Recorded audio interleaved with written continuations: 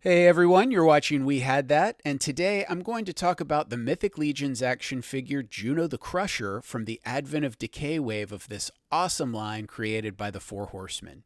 When I first heard about the Mythic Legions action figures, I was talking to another collector who told me they were phenomenal figures, but the line was expensive and addictive. That description made me curious enough to look them up. I don't remember which figures were out at the time, but whichever ones I saw definitely looked seriously cool. Unfortunately, the prices were much higher than any other line I collected at the time. I looked on eBay to see if I could find any of these figures for cheap, but many of the characters were even more expensive on eBay than they were at retail. Every once in a while, I would search for them on eBay just to see if I might stumble across a good deal, but it seemed like there wasn't much available, and what was there cost more than I could really spend. As a result, I didn't look too much more into the line, but every once in a while I'd see what was out there. One day I was looking around online and stumbled across Jjuno the Crusher, and I thought, man, I'd really like to pick up this figure. She instantly reminded me a lot of Red Sonja. I'm pretty sure the old Red Sonja and Conan comics I read as a kid were one of the main reasons I got into the sword and sorcery genre. As a kid, I thought Wonder Woman was awesome, but when I discovered that red-headed she-devil with a sword, she just seemed a lot grittier. Wonder Woman fought her enemies too, but my memory of the way artist Frank Thorne drew the old Red Sonja stories was that they were a lot more brutal and darker. It felt like she wasn't afraid to get her hands dirty. Dungeons and Dragons was big at the time, and I really loved those little metal miniatures that were used in the game. I had one that looked like Red Sonja, and when I first saw Juno the Crusher, she reminded me of all of that stuff from my childhood.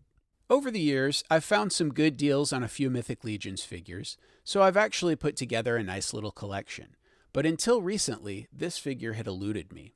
However, the last time the Four Horsemen had one of their in-stock sales, I was able to score a Juno the Crusher for just 35 bucks. She doesn't have as many accessories as some of the other figures in my collection, but I really don't mind. She comes with the standard belt that seems to be included with most Mythic Legions figures, as well as the 3 standard back piece / wing attachments that also come with a lot of the figures in the line. There are 2 pieces of shoulder armor, which adds to the Red Sonja look.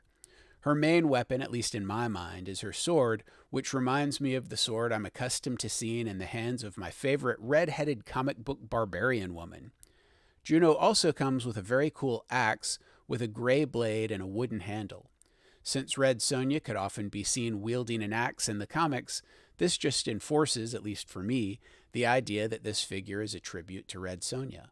Lastly, Juno includes a huge battle hammer. At first, I wasn't crazy about this accessory, but after posing the figure with it for a few photos, I actually like it quite a bit.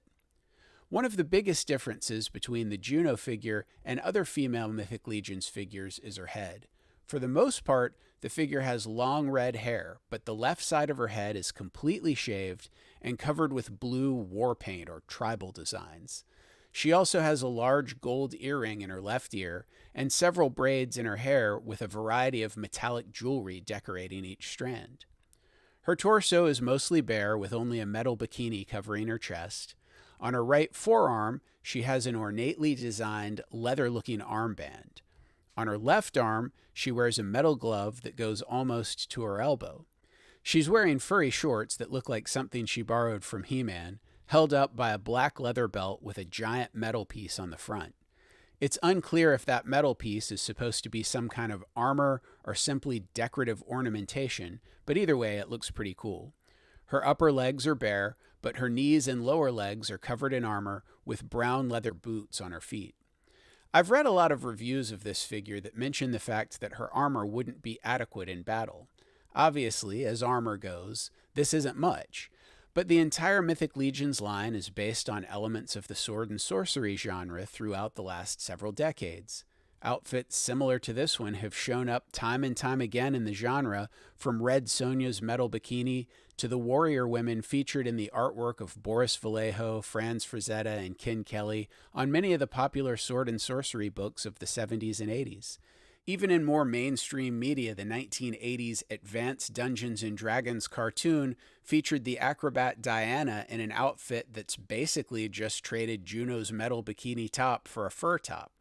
You might argue that all of these references were from decades ago, but taking a more modern look, Juno's outfit is only a bare midriff away from the costumes in the 2017 Wonder Woman movie. So it seems a little odd that this outfit would lead to so much conversation.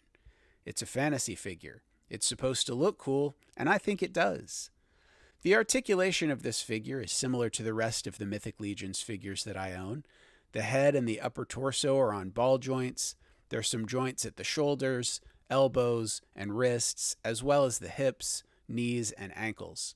Like several other figures, the shoulder armor does restrict some of the movement at the neck, and her hair prevents her from looking up or turning it as much as you might like, but overall, if you own any Mythic Legions figures, the articulation on this one is pretty much like all the others. As I mentioned before, this was one of the earliest figures that I wanted to own from the Mythic Legions line. Since then, I've had a chance to learn more about the line and pick up several truly awesome figures, but it's great to finally add this figure to my collection, and I still think she's just as cool as I did when I first saw her. How about you? What do you think of Jjuno the Crusher specifically, and what do you think of the Mythic Legions line in general? Do you have a Juno figure in your collection? Tell me in the comments below. Also, please give this video a like, share it on social media. If you enjoy my content, please subscribe to my channel and hit that notifications bell. And one last thing, if you're a fan of toys, you should know about ToyLanta, the biggest toy show in the southeastern United States, held annually just north of Atlanta, Georgia. Visit ToyLanta.com for more information. As always, thanks for watching.